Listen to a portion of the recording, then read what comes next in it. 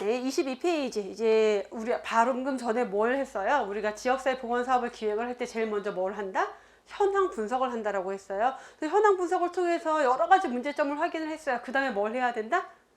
우선순위를 결정을 해야 된다. 그 여러 가지 문제 중에서 뭐부터 해결해야 될까? 그럼 우선순위를 어떻게 결정해야 되느냐? 우선순위를 결정하는 기법들이 있어요. 특히 보건 사업을 할 때의 우선순위 결정 기법. 중요할까요? 안 중요할까요? 기법이래잖아. 기법은 무조건 중요해요. 그래서 세 가지가 나오는데 브라이언트의 우선순위 결정 기준, 그 다음에 할론과 피켓이 제시한 BPR 기법이 있고요. 황금 다이아몬드 기법 이렇게 세 가지가 있는데 브라이언트랑 BPR 기법이 주로 시험 문제로 나오다가 한 4년 전, 4, 5년 전쯤부터 황금 다이아몬드 기법이 처음 나오기 시작하고서는 그 이후로는 점점 출제 빈도가 높아져서 최근에는 황금 다이아몬드 기법 문제가 좀 자주 출제가 되고 있어요. 자, 하나씩 보시면 별로 어려운 내용은 아니에요. 자, 브라이언트라는 학자가 보건 사업을 할 때 그 여러 가지 건강 문제 중에서 뭘 먼저 할지 우선순위를 결정하는 기준을 제시를 했는데 네 가지를 제시했어요. 문제의 크기, 심각성, 사업의 해결 가능성, 주민의 관심도. 네 가지. 심플하죠? 자, 이 네 개를 가지고 어떻게 평가를 하느냐. 자, 어느 지역에 대해 쭉 조사를 해봤더니 여러 가지 문제가 있었겠죠. 고혈압도 문제가 있고요. 뭐 예를 들어서 당뇨병에 대한 거, 그다음에 암에 대한 거 문제들을 쭉 분석을 해봤더니 자, 당뇨병에 대한 문제의 크기는 보통 이제 유병률, 그 지역의 유병률이 얼마나 높으냐 이거를 0.1점에서 4점 1에서 4점까지 점수를 부여를 해요. 그래서 봤더니 고혈압 유병률이 너무 높아. 그래서 점수를 한 3점을 줬어요. 자, 문제의 심각성. 근데 고혈압이 그렇게 심각한 문제를 일으키고 있느냐, 중증도가 어떠냐 이런 것들을 봤더니 심각성은 별로 높지 않아요. 여기 1점. 그다음에 사업의 해결 가능성. 이 고혈압에 대해서 보건 사업을 통해서 혈압을 얼마나 조절할 수 있고 발생률을 얼마나 줄일 수 있느냐 이런 것들을 해봤더니 그렇게 어렵지 않은 해결이 가능하겠어요. 한 3점 정도를 뭐 2점 정도 줘볼게요. 그 다음에 지역사회 주민들이 고혈압이라는 건강 문제에 대해서 얼마나 관심이 있느냐 분석을 해봤더니 별로 관심이 없어요. 1점. 이렇게 해서 얘네들 다 곱하는 거예요. 곱하면 점수가 얼마가 나오겠죠. 당뇨병도 마찬가지예요. 문제의 크기는 3점인데 사업 문제의 심각성이 4점이다. 해결 가능성은 뭐 2점이고 주민의 관심도가 굉장히 높다. 얘네들을 다 곱해서 몇 점. 그래서 이 점수가 높은 게 우선순위가 높은 거예요. 심플하죠? 별로 뭐 이렇게 복잡한 내용도 없고 네 가지 기준만 알고 계시면 돼요. 그래서 문제의 크기 또는 유병도, 문제의 심각성, 또 사업의 해결 가능성, 난이도, 얼마나 해결이 가능하냐, 얼마나 해결이 어렵냐라는 거, 그 다음에 지역사회 주민들의 관심도까지 네 가지고, 자, 그 다음에 할론과 피켓이라는 학자가 제시를 했는데 BPR 기법이라고 해요. 요거 BPRS 또는 BPR 기법.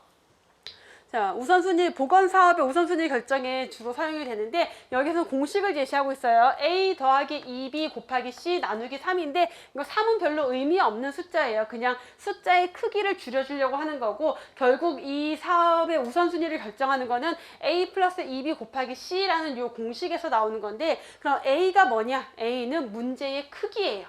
앞에서 브라이언트에서 나왔던 문제의 크기, 마찬가지로 문제의 크기가 들어가는데 여기에서는 이 BPR 기법에서는 조금 더 구체적으로 각각의 그 기준을 어떻게 측정할 것인지를 제시를 하고 있어요. 그래서 만성질환은 유병률로 문제의 크기를 결정을 하고 급성질환은 그 질병의 발생률을 가지고 문제의 크기를 결정하게 되는 거예요.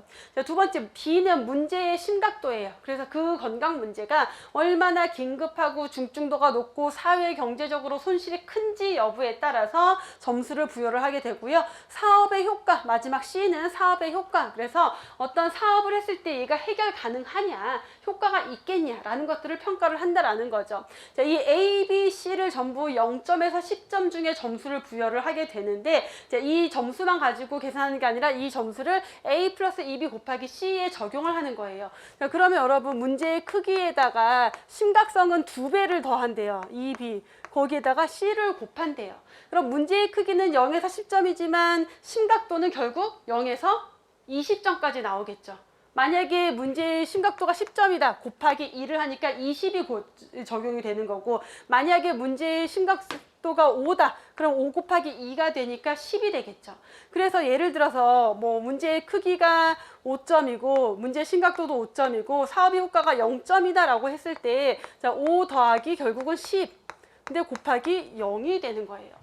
아무리 문제가 크고 심각하다 하더라도 사업으로 해결할 가능성이 없다, 효과가 없다라면은 0이 돼버리기 때문에 얘는 최종적인 점수가 0이 되겠죠. 곱해지는 게 0이기 때문에.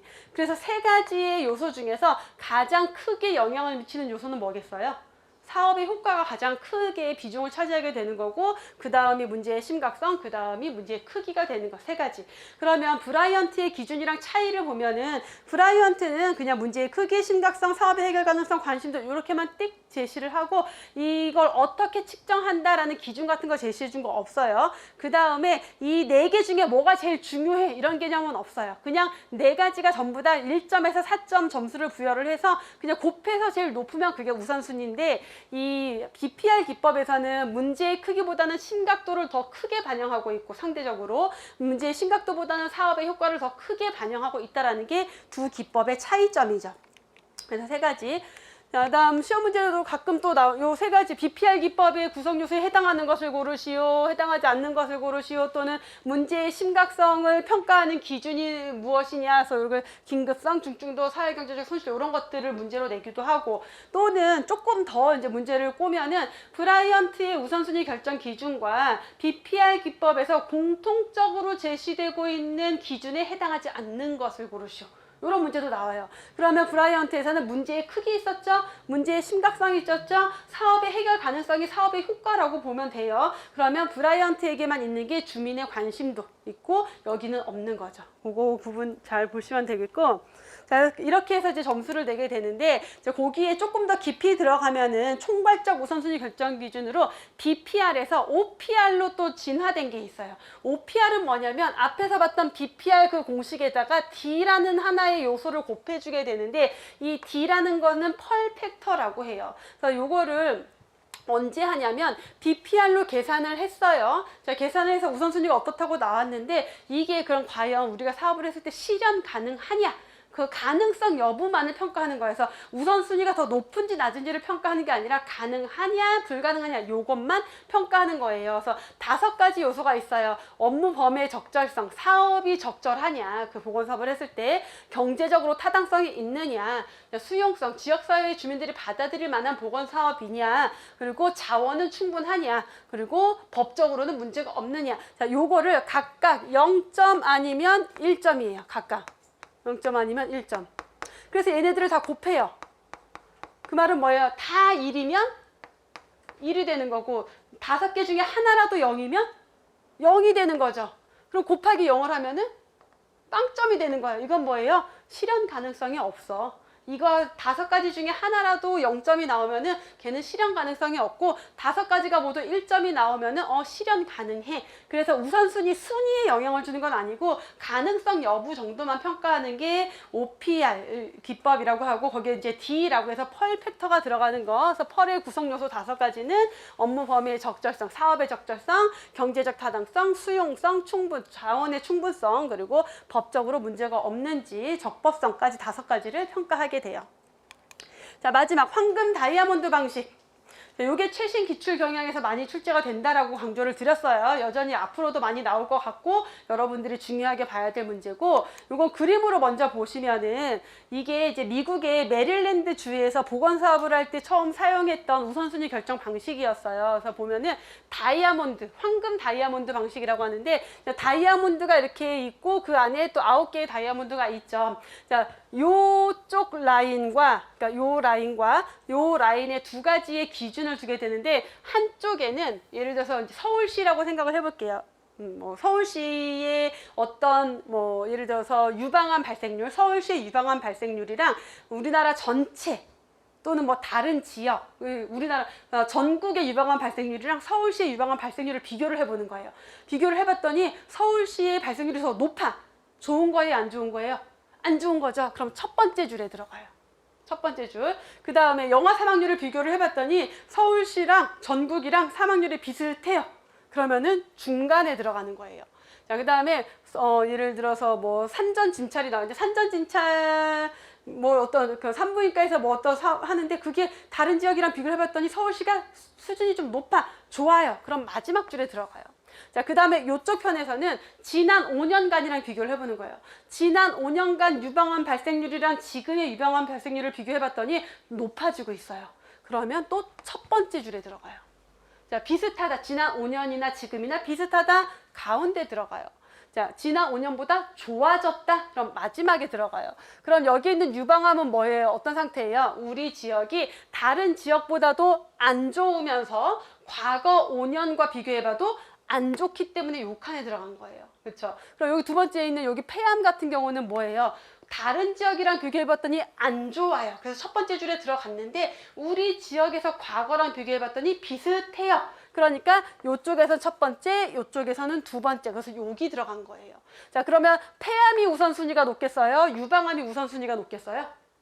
유방암이 높겠죠. 왜? 유방암은 둘 다 안 좋은 거고 폐암은 하나만 안 좋은 거니까. 그래서 이렇게 넣어가지고 여기 첫 번째 칸에 있는 얘가 가장 우선순위가 높은 거, 그 다음에 두 번째 줄이 우선순위가 높은 거. 얘네는 하나는 좋고 하나는 비슷한 거니까. 자, 여기는 세 번째 줄에 들어가는 게 이제 그 다음 우선순위, 마지막 우선순위, 마지막. 그래서 요 위에 올라가 있을수록 우선순위가 가장 높다. 그래서 1, 2, 3, 4, 5 여기 있는 숫자로 있는 1, 2, 3, 4, 5는 점수가 아니라 여기가 1순위, 2순위, 3순위, 4순위, 5순위가 된다라는 얘기예요. 쉽죠?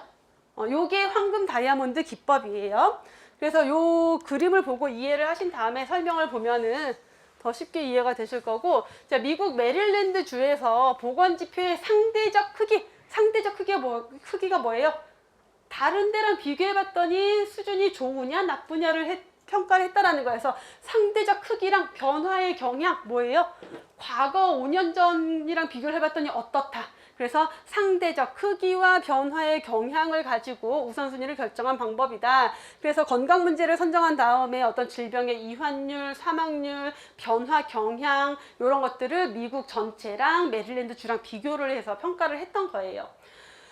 그래서 이 방법, 여기를 보시면은 이 방법은 지역사회에 이제 지역별로 건강 지표가 확보 가능하고, 그럼 우리 지역의 어떤 질병의 유병률, 발생률 이런 거 확보가 가능하고, 과거 추세를 알 수 있으면, 과거에부터 쌓여온 기록이 있다라고 한다면 쉽게 내가 굳이 막 다시 조사를 하지 않아도 우선순위를 쉽게 결정할 수 있으면서 형평성을 추구할 수 있다. 왜요? 다른 지역이랑 우리랑 비교를 해서 다른 지역보다 안 좋은 문제를 먼저 해결하려고 하기 때문에 형평성을 추구하는 특징이 들어간다라는 거예요. 요게 황금 다이아몬드, 골든 다이아몬드 방식이라고 해요. 이해되셨죠? 쉽죠? 자, 그래서 그럼 이렇게 해서 우선순위를 결정을 했어요. 그래서 어떤 문제에 대해서 먼저 해결을 하자라고 우선순위가 결정이 됐으면 그 다음에는 뭘 해야 돼요? 목표를 설정을 해야 되겠죠. 그래서 우리가 목적이라는 단어랑 목표라는 단어를 조금 정리를 해보면, 목적은 조금 더 궁극적인 거, 궁극적인 방향성을 나타내고, 목표는 그 궁극적인 목적으로 가기 위한 구체적인 지표들 같은 것을 목표라고 보시면 돼요. 목표가 갖춰야 될 기준 스마트 5가지 SMART를 앞자를 따서 이렇게 제시를 했어요. 딱 봐도 시험 문제로 보이죠? 다음 중 목표가 갖춰야 할 기준 스마트에 해당하는 것을 모두 고르시오, 해당하지 않는 것을 고르시오, 뭐 해당하는 것을 고르시오, 다 나올 수가 있겠죠. 그래서 우리가 목표를 세울 때는, 목표라고 하는 것은 여러분들 예를 들어 내가 뭐 다이어트를 결심을 했어요. 다이어트를 이제 올해 9월 달부터 다이어트 해야지 라고 결심을 하면은 목표를 어떻게 세워요? 그냥 살 빼야지. 이게 목표가 되기는 어렵잖아요. 얼만큼 빼야 되는데. 구체적으로 내가 얼만큼이라는 체중이라는, 내가 지금 몇 킬로인데 2킬로를 감량하겠어, 5킬로를 감량하겠어라는 구체적인 목표가 제시가 돼야 되겠죠. 그래야지 내가 그 목표를 달성했는지 못했는지에 대한 평가를 할 수가 있는 거예요. 그래서 목표는 항상 스페시픽, 구체적이어야 한다라는 거. 그래서 여러분들 점수도 어떻게 구체적으로 점수를 딱 적어놔야 돼요. 그래서 구체적이어야 되고, 그다음에 미저러블, 측정이 가능해야 돼요. 그래서 목표가 구체적인데 그걸 어떻게 계산할 수 있는 방법이 없다? 라면은 그거에 대한 평가가 어려워지는 거죠. 측정이 가능하고, 어프로프리에 적절해야 된다. 뭐에? 사업 목적에 맞는, 그러니까 궁극적인 목적에 부합되는 적절한 목표가 구체적으로 만들어져야 된다라는 거고, 그리고 목표가 예를 들어서 내가 한 달 만에 20kg 뺄 거야.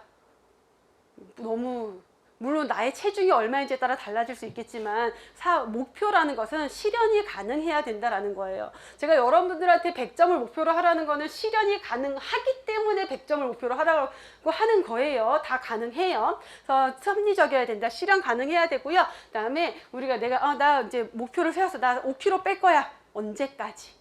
가 되게 중요해요. 그래서 타임 리밋, 시간에 대한 기한을 지니고 있어야 된다. 언제까지 어떤 상태로 구체적으로 측정 가능한 목표를 세워야 된다라는 것, 목표가 갖춰야 될 스마트 5가지 기준이었고요. 자, 목표를 기술할 때 목표에 이런 것들을 포함을 시키라고 하는 건데, 어떤 문제를, 어떤 위험 요인을, 무엇을, 언제까지, 어디에서, 누구를 대상으로, 어느 지역에서 누구를 대상으로 얼만큼 해결할 것이냐, 이런 것들이 목표에 이제 들어가야 되는 표현들이다라고 보시면 되겠고, 자, 요거 사회생태학, 지역사회보건사업의 전략해서 사회생태학적 모형이라고도 하고 그냥 생태학적 모형이라고도 하는데, 요거는 가장 최신 기출 경향이에요. 제가 한 2년 전, 3년 전부터 요거 나올 것 같아요를 했었고, 점점 출제 빈도가 높아지고, 최근 올해 시험에 2022년 시험에도 출제가 됐었고 2021년에도 여러 지역에서 출제가 됐었어요. 그래서 여러분들이 이제 여러분들 시험에는 아마 훨씬 더 출제 비중이 높아질 거라고 보여지는 내용이 이 지역사회보건사업의 전략, 사회생태학적 모형이라는 거예요. 자, 이 생태학이라는 표현이 뒤에 가면 여러 번 나오거든요. 사회생태학 또는 생태학이라고 하는데, 생태학이라는 것 자체가 정의나 뭐 이런 것들을 보면은 그냥 어떤 여러 가지 구성 요소들이 서로 상호작용하는 현상, 생태계에서 누군가 혼자 독자적으로 존재하는 건 없어요. 그래서 뭔가 먹이사슬 관계도 있고 상호작용을 하죠. 그런 것들을 생태학이라고 불러요. 그래서 무언가 여러 가지 구성 요소가 상호작용하는 것을 생태학이라고 하기 때문에, 뒤에 가면 건강모형에서도 건강모형의 생태학적 모형, 병인 숙주 환경의 상호작용이다, 사회생태학적 이런 게 막 나오거든요. 그러니까 생태학이라는 단어가 그런 정의를 가지고 있다라고 알고 계시면 돼요. 그러면 보건사업을 기획하는데, 전략을 수립하는데 생태학적 모형을 적용을 한다라고 하는 것은, 어떤 보건사업을 할 때 한 가지 요소에 집중적으로 이렇게 하는 게 아니라, 보건과 관련된 건강 문제는 결국은 영향을 미치는 요인들이 되게 여러 가지가 있고 상호작용을 한다. 그럼 그 여러 가지에 맞춰서 접근을 해야 된다. 왜? 걔네들이 서로 상호작용을 하니까. 그렇게 접근을 하는 거예요. 그래서 인간 행동에는 다차원적 요인들이 영향을 미친다. 여러 가지 차원의 요인들, 나의 개인의 어떤 가치관, 믿음, 나의 성격, 또는 부모님이 나한테 어떻게 하는지, 내 주변 사람들의 영향, 내가 속한 조직, 학교에서의 어떤 영향, 지역 사회의 분위기, 국가의 정책, 법, 이런 모든 것들에 사람들은 영향을 받는다라는 거예요. 영향을 받죠, 우리 모두가. 자, 그렇기 때문에 사회생태학 안에서 인간과 환경 사이의 이런 상호작용, 또는 생활의 사회적, 역사적, 문화적, 제도적, 이런 모든 것들을 다 이해를 해서 보건사업을 해야 된다라는 관점에서 만들어진 모형이 사회생태학적 모형이에요. 그래서 개인과 환경, 건강 사이의 상호 관계를 이해하기 위해서 만들어진 게 사회생태학적 모형이다. 자, 구체적으로 들어가 보면은 이제 개인 또는 집단, 인구 집단의 행동은 개인적인 요인, 나 개인이 가지고 있는 특성, 개인 간 관계, 나와 내 주변 사람들, 밀접한 사람들, 또는 내가 속한 조직, 또는 지역 사회, 정책, 이러한 구성 요소들이 서로 상호작용을 한다라는 거예요. 그러면 보건사업을 할 때는 개인적인 차원에서는 어떤 보건교육도 해주고 예방접종도 해주고, 개인 간 차원에서는 나에게 영향을 미치는 내 주변 사람들이 있겠죠. 사람들과의 관계에 뭔가 적용할 수 있는 사업을 하고, 조직적으로는 조직의 어떤 규칙이나 규율 이런 것들에 적용을 하고, 지역사회 차원에서는 다양한 보건사업에 대해서 또 접근을 하고, 정책적으로는 어떤 정책을 만들고 어떤 법을 만들지, 이런 것들이 다 들어가야 된다. 그래서 보건사업을 할 때 그냥 한 가지 측면만 보지 말고 이렇게 다차원적으로 접근을 해야 한다라고 설명하는 모형이 지역사회 보건사업의 생태학적 모형, 전략을 수립하는 모형이다라는 거예요. 그래서 여기 옆에 박스가 나오는데, 25페이지에 이 박스가 실질적인 시험 문제라고 생각하시면 돼요. 그래서 다음 중 지역사회의 보건사업 전략 생태학적 모형에서 조직 요인에 대한 설명으로 옳은 것은 해놓고 그냥 옆에 있는 정의를 내기도 하고요. 다음 중 개인 간 수준에서 접근할 수 있는 전략 유형에 해당하는 것을 모두 고르시오. 이런 식의 문제가 출제되기도 하고요. 그래서 보시면은 우선 수준을 구분하는 게 개인적인 수준, 개인 간 수준, 그다음에 조직 요인, 지역사회 요인, 정책 요인, 이렇게 5 차원으로 구분을 해요. 그래서 개인적인 수준이라고 하는 것은 개인이 가지고 있는 어떤 보건과 관련된 지식, 태도, 행동 또는 기술. 그래서 뭐냐면 예를 들어서 담배에 대해서 내가 가지고 있는 지식, 담배가 얼마나 건강에 해로운지 또는 뭐 유익한지 이런 것들, 그 담배를 내가 싫어하는지 좋아하는지 이런 태도, 그 다음에 기술, 내가 금연을 하고 싶어, 담배가 너무 안 좋은 거 알아, 해로운 것도 알고 담배를 끊고 싶어, 근데 금단 증상을 견디질 못해서 끊지 못해, 기술이 없는 거예요. 보건 어떤 행동을 할 그런 것들, 개인의 발달사 이런 것들이 개인적 수준에 들어가 있는 내용들이에요. 그러면 개인적인 차원에서 보건 사업을 할 때는 뭘 해줘야 되냐? 교육이 제일 중요하겠죠. 개인적인 수준으로는 금연이, 그러니까 뭐 예를 들어 담배가 이렇게 몸에 해롭다, 금연해야 된다라는 것들, 지식, 태도가 바뀔 수 있도록, 행동이 바뀔 수 있도록 그런 교육을 해주고, 행동을 바꾸기 위한 훈련도 해줘야 되겠죠. 자, 그리고 직접적으로 서비스, 예방 접종을 시행한다던가, 건강 검진을 한다던가, 진료를 본다던가, 이런 서비스도 개인적인 차원에서 접근할 수 있는 전략인 거고, 유인을 제공한다는 것은 어떤 보상을 주는 거예요. 어떤 건강행위를 했을 때 내가 얻을 수 있는 뭐 그 보상, 이런 거에 의해서 사람들의 행동이 바뀔 수 있도록 만들어주는 것을 개인적 수준에서의 전략으로 보시면 되겠고, 개인 간 수준이라고 하면은 개인과 개인을 둘러싼 주변 사람들의 관계를 얘기하는 거예요. 그래서 가족, 직장 동료, 친구, 이런 것들을 포함하는 내 주변의 관계, 사회 관계망, 지지 시스템을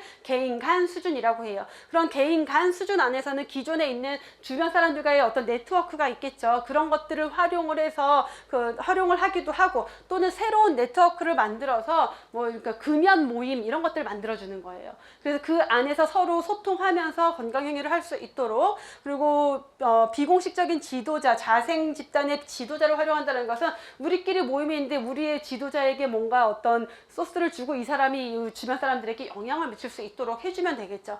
그런 식의 접근이 가능하다라는 거고, 자, 조직 요인은 말 그대로 조직, 그러니까 공공기관이든 뭐 회사든 하나의 조직으로 만들어져 있죠.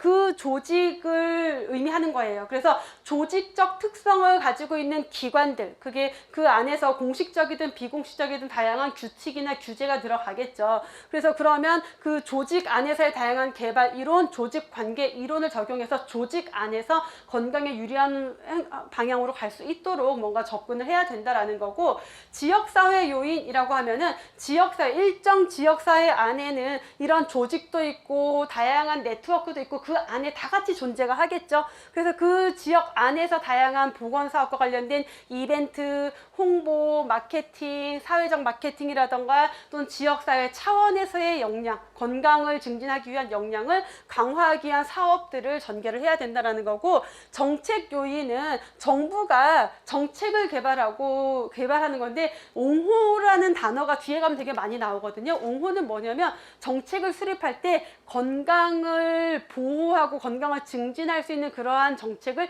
수립해야 된다라는 것, 건강의 중요성을 강조한다. 그래서 옹호라고 해요. 그래서 정책을 개발할 때 마구잡이로 개발하는 게 아니라 건강에 유리할 수 있는 정책, 그게 뭐 환경 정책이 됐든 식품 정책이 됐든 학교와 교육과 관련된 정책이든 도로 정책이든 간에 건강에 유리한 정책이 마련이 되어야 한다라는 거예요. 그래서 이렇게 5가지의 모형으로 접근을 해봤고요.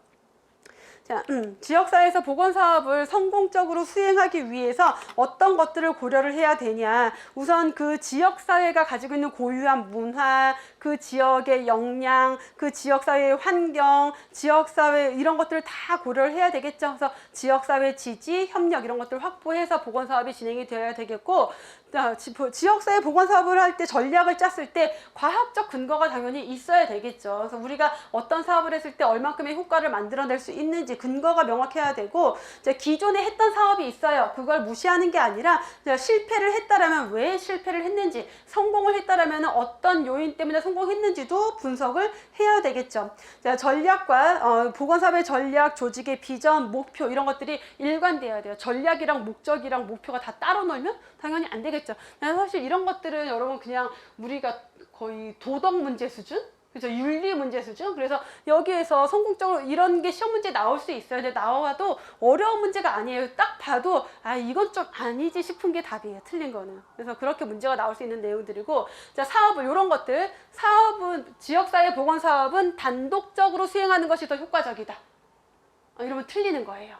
단독적으로 하는 것보다 다른 사업이랑 같이 시너지 효과가 있는 사업으로 같이 해야지 성공 가능성이 더 높아진다는 거. 이런 식으로 문제가 나올 수 있다는 게 오답이. 자, 사업의 규모와 지속성도 어느 정도 보장이 되어야 되고요. 자, 전략, 평가, 보상 이런 것들이 연계가 되어야지 사업의 성공 가능성이 높아질 수 있겠죠. 자, 이렇게 해서 보건사업을 기획하고 수행을 했다라고 하면은 이제 마지막 사업의 평가가 이루어져야 되겠죠. 자, 평가를 하는 목적 보시면요. 우리가 사업을 평가를 함으로 인해서 이 사업이 목표를 달성했는지 못했는지를 알 수가 있겠죠. 그래서 어느 정도 목표를 어느 정도 성공적으로 달성했는지 그것을 파악할 수가 있겠고, 자, 보건사업에서 계속해서 어떤 평가를 함으로 인해서 그 평가를 통해서 다음 의사결정에 도움을 줘요. 그래서 지금의 평가는 성공했어 못했어로 끝나는 게 아니라 이렇게 해서 우리가 실패했어, 그럼 다음에 보건사업을 할 때는 이 부분들을 어떻게 보완해서 어떻게 가자라는 것에 도움을 주는 거기 때문에 의사결정에 도움을 준다라는 거예요. 그래서 이후에 사업 목표에 대한 효율성도 높이고 사업을 좀 더 효과적으로 수행할 수 있도록 만들어주는 것들, 그리고 이후 사업에서 자원 분배를 예측하는 데도 도움을 주겠죠. 자, 그리고 실제로 평가를 할 때 여기에서 평가를 할 때는 그 평가와 관련된 모든 요소를 다 평가하는 건 어때요? 사실은 모든 걸 다 평가한다는 것은 불가능하겠죠. 그래서 평가를 할 때 그 평가가 이 평가가 지금 뭘 평가하기 위한 것이다 라는 것에 대한 목적도 조금 더 구체적으로 두고 평가를 할 때도 우선순위를 좀 둘 필요가 있다라는 거예요. 자, 그 평가의 목적에 맞는 적절한 자료를 수집하고 분석해서 평가에 활용을 해야 된다라는 거. 그래서 평가에도 목적이 있어야 된다. 분명한 목적을 제시할 필요가 있다 정도.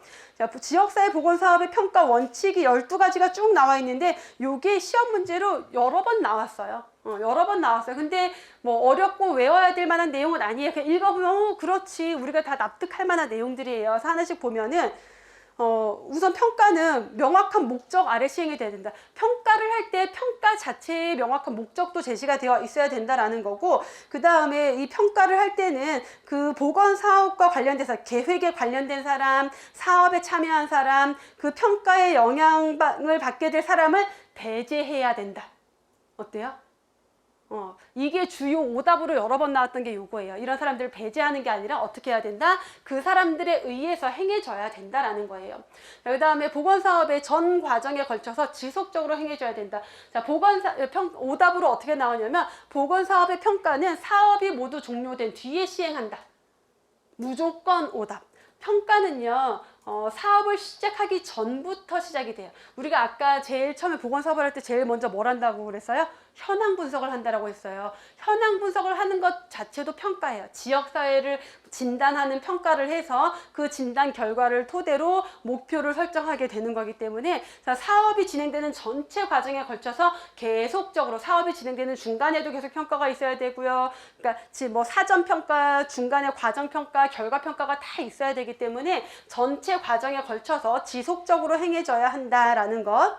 자, 그다음 측정 기준이 명확하고 객관적이어야 한다. 우리가 목표도 측정 가능하고 구체적이어야 한다. 그럼 평가를 할 때도 평가에 대한 기준이, 측정 기준이 명확하고 객관적이어야지 평가가 잘 이루어질 수 있겠고요. 자, 앞에서 나온 내용이랑 겹쳐지는 거예요. 사업의 전 과정에 걸쳐서 지속적으로 행해진다. 기획 단계부터 결과까지 포괄한다. 결국은 전 과정에 걸쳐서 기획 단계부터 최종 결과까지를 다 포함해서 평가가 이루어져야 한다. 자, 평가를 할 때는 그 사업에서 보여진 장점도 지적해야 되고요. 단점도 지적을 해야 돼요. 장점만 지적한다? 그럼 틀린 게 되겠죠. 자, 평가도 미래 중심적이고 활동 중심적으로 시행되어야 한다. 자, 평가는 과거 중심적, 현재 중심적 아닌가요? 자, 평가가 평가로 끝나는 게 아니라고 했어요. 어디에 쓰인다? 다음 사업의 의사결정에 다시 사용이 된다라고 했어요. 그렇기 때문에 우리가 지금 이게 부족해서 이렇게 실패했지만, 그럼 앞으로는 어떻게 가야 되는지 방향을 제시를 해주는 거죠. 그래서 미래지향적이며 활동 중심적으로 행해진다라는 거고, 자, 목표를 달성하는 데 발생했던 문제점이 있었다. 어떤 문제 때문에 목표를 달성하기가 어려웠다. 그 문제점 당연히 지적이 되어야 되고요. 이 문제를 해결하기 위한 방안도 같이 마련이 되어야 한다라는 것.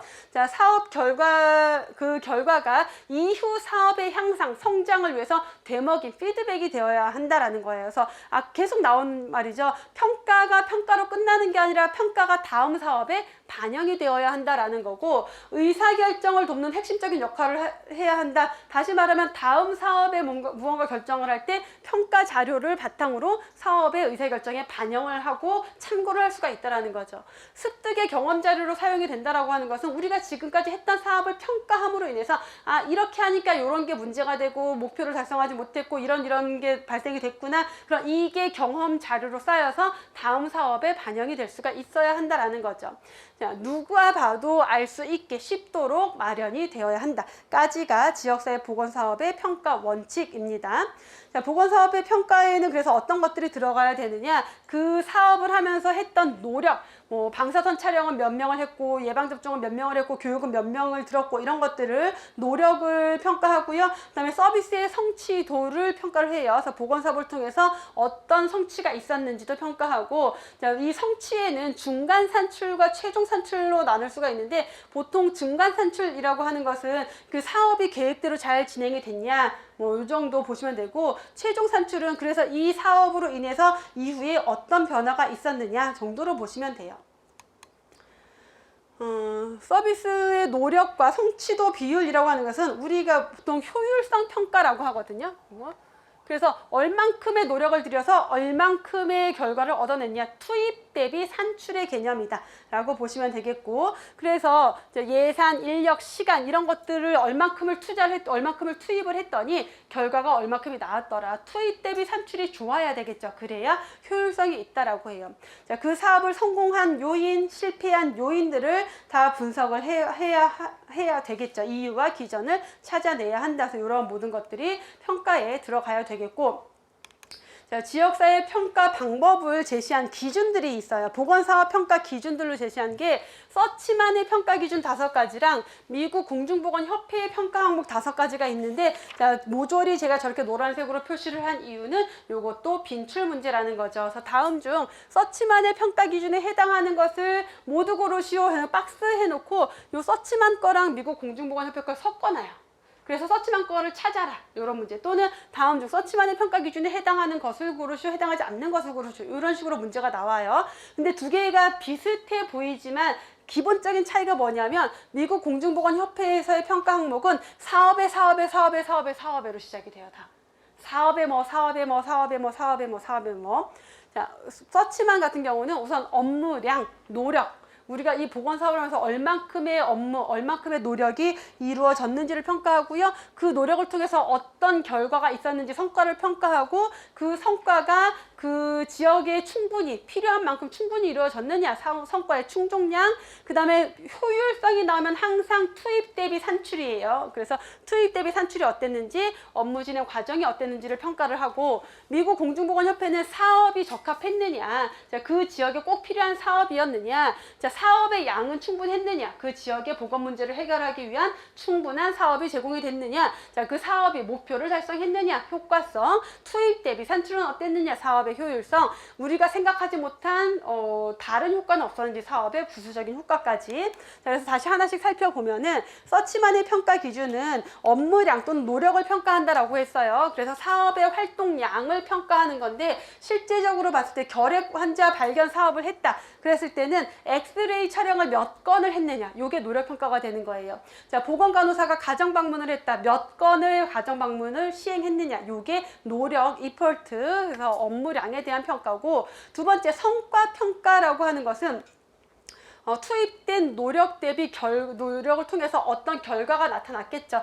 효과를 평가하는 건데, 우리가 예방접종 사업을 해서 예를 들어서 예방접종에 대한 교육을 막 했어요. 그럼 교육을 하고 난 다음에 실제 예방접종을 맞은 사람이 몇 건이냐, 또는 엑스레이 촬영을 했어요. 그 촬영 결과 결핵 환자를 몇 명을 발견했느냐, 이런 것들이 성과 평가가 되는 거예요. 자, 성과의 충족량이라고 하는 것은 그렇게 해서 우리가 만들어낸 성과가 그 지역에 필요한 수요를 충족시켜줄 만큼 충분했느냐, 라는 것을 평가하는 거예요. 그래서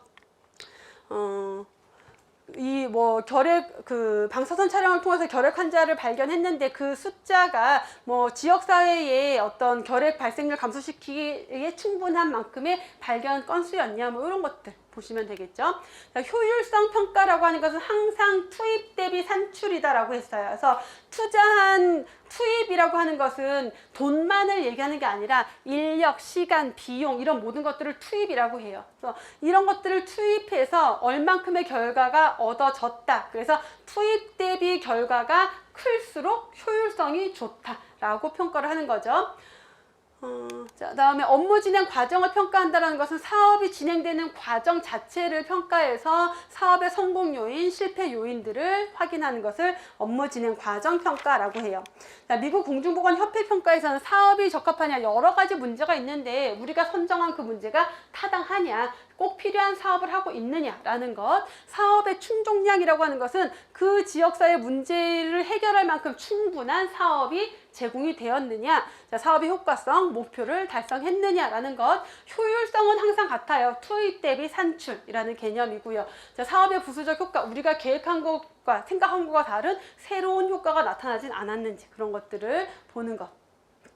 이 부수적인 효과가 바람직한 걸 수도 있고 안 좋은 걸 수도 있어요. 그러니까 생각지 못한 결과가 있지 않았냐라는 것들을 보는 거예요.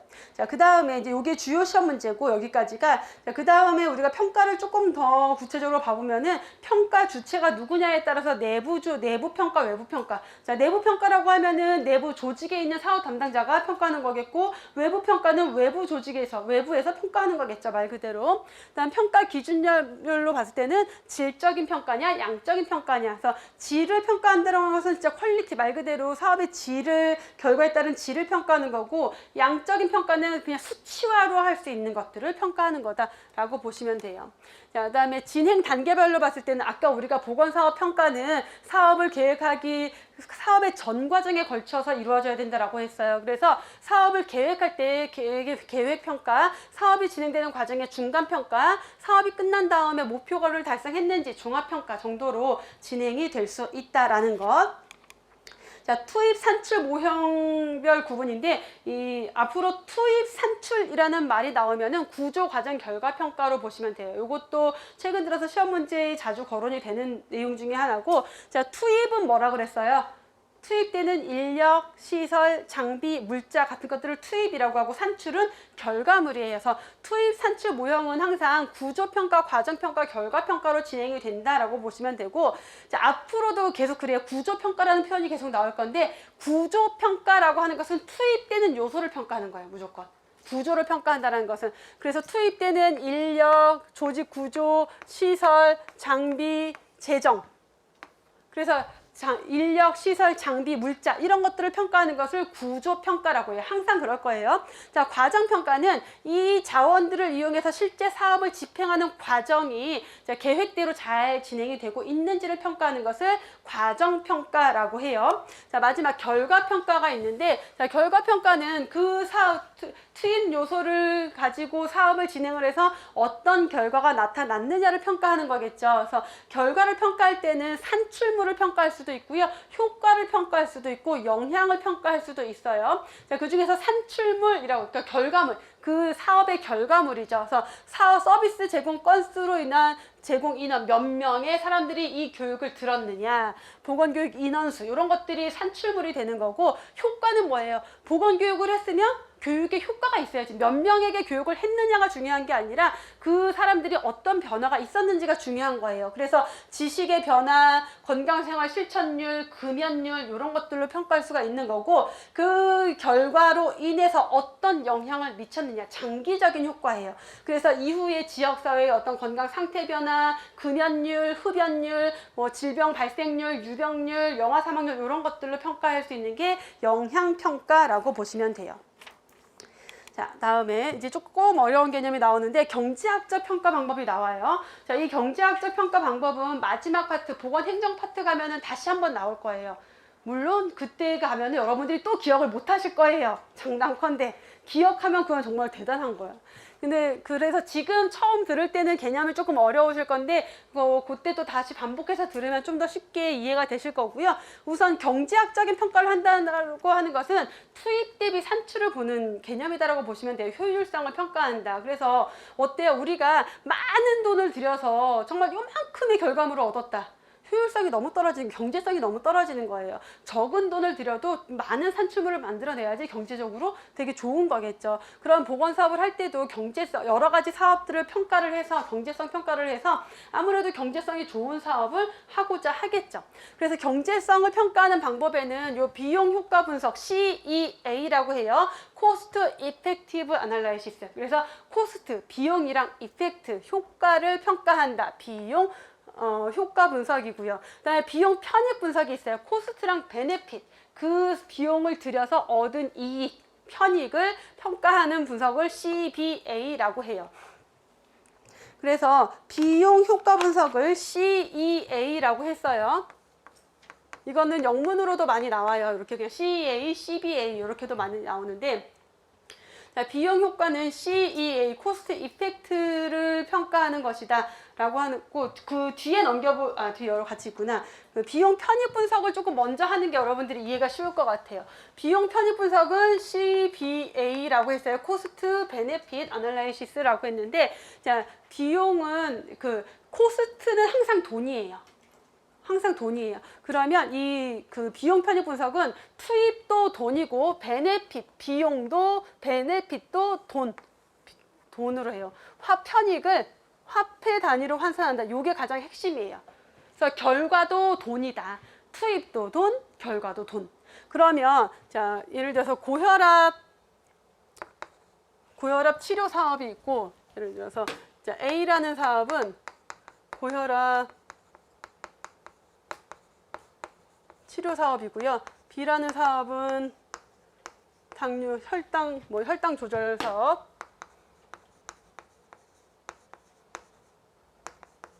C라는 사업은 암 치료 사업. 세 가지의 사업에 대해서 경제성을 평가할 거예요. 자, 코스트와 베네핏을 평가하는데, 자, 고혈압 치료 사업에 100만 원이라는 돈을 들였더니 거기에 이 고혈압을 치료함으로 인해서 얻은 베네핏이 화폐 가치로 환산을 해봤더니 110만 원만큼의 편익이 있더라. 혈당 조절 사업에 예를 들어서 100만 원을 투입을 했더니 130만 원만큼의 편익이 있더라. 자, 암 치료 사업에 100만 원을 투입을 했더니 300만 원만큼의 편익이 있더라. 그럼 누가 제일 비용 대비 편익이 좋아요? C가 제일 좋겠죠. 얼마나 심플해요. 투입도 돈, 산출도 돈. 이게 동일하지 않아도 돼요. 예를 들어서 여기는 90만 원, 여기는 50만 원 이렇게 해도 상관없어요. 어쨌든 우리는 다 계산을 할 수가 있으니까 누가 더 좋은지 알 수가 있어요. 요게 비용 편익 분석이에요. 보건 사업 하는데 비용 편익 분석 가능한 게 얼마나 될까요? 거의 없어요. 왜냐하면 결과를 화폐 가치로 환산하기 어려운 내용들이에요. 보건사업은 대부분. 그래서 일반적으로 그냥 행정학에서 일반적인 정책을 평가할 때, 정책의 뭔가 경제성을 평가할 때 사용하는 방법이에요. 그래서 이런 방법이 비용 편익 분석이라고 해요. 자, 그러면 자, A와 B와 C는 목적이 다 같아요, 달라요? 목적이 아예 다른 사업이에요. 전혀 다른 사업이잖아요. 고혈압 치료 사업, 혈당 조절 사업, 암 치료 사업. 궁극적으로는 가고자 하는 게 국민들의 건강 증진이지만 그걸 측정하는 게 아니니까 개별 사업의 구체적인 목표 자체가 달라요. 하지만 서로 비교가 가능하다, 안 하다? 가능하겠죠. 왜? 둘 다 돈이니까. 자, 그래서 비용 편익 분석은 효율성을 기준으로 여러 목적의 여러 가지 사업을 비교해서 우선순위를 결정할 수 있는 게 이 비용 편익 분석의 특징이에요. 근데 비용 효과 분석은 CEA라고 했어요. 비용 효과 분석은 투입은 비용을 화폐 단위로 해요. 그러니까 코스트는 비용, 돈인데 결과는 사업의 효과로 표시를 한대요. 다시 말하면 결과가 이번에는 자, 코스트는 똑같이 돈인데 효과는 자, 고혈압 치료 사업을 했더니 고혈압 조절률이 5% 증가했다. 혈당 조절 사업을 했더니 혈당 조절률이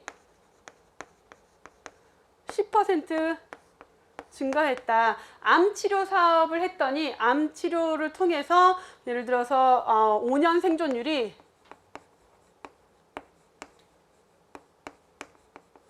뭐 5% 증가했다. 얘네 똑같이 100만 원 들였다고 해볼게요. 비교할 수 있어요? 없어요? 뭐가 제일 좋아요? 뭐가 제일 좋을까? 어느 누구도 객관적으로 얘보다 얘가 좋아라고 얘기할 수가 없어요.